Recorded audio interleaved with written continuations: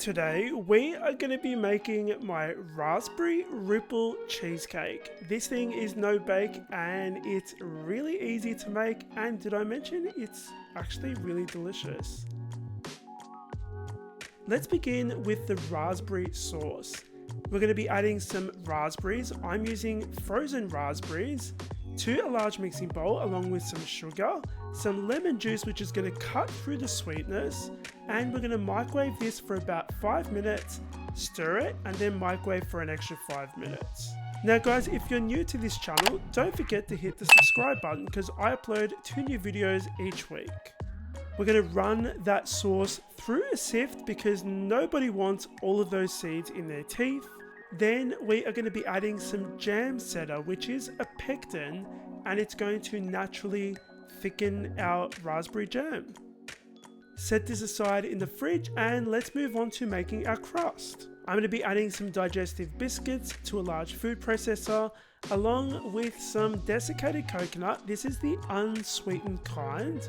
We're also going to be adding 1 tablespoon of brown sugar just for a little bit of added sweetness. And we're going to blitz this until we reach fine crumbs. Then I'm going to be adding some melted butter and we're going to blitz this to coat the crumbs.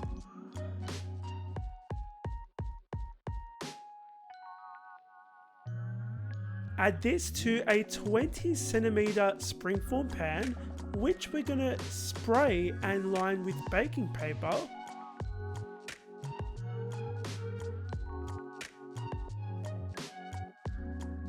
I'm using the back of a spoon to firmly press our crumbs into the sides and the bottom of the springform pan. Once you've done that, pop this in the fridge and let it chill.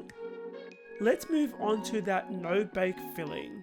Add some cream, mascarpone, powdered sugar to a large mixing bowl, and we're going to whisk that up until we reach stiff peaks. To a separate bowl, we're going to be adding some softened cream cheese, some vanilla extract, and some caster sugar.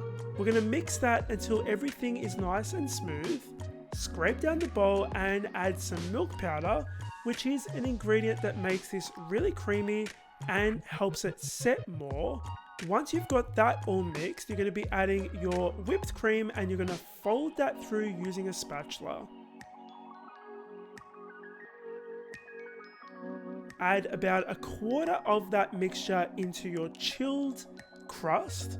We're going to spread that around and then drizzle some of that cooled raspberry jam. Then you're going to repeat that until you've filled it right up to the top.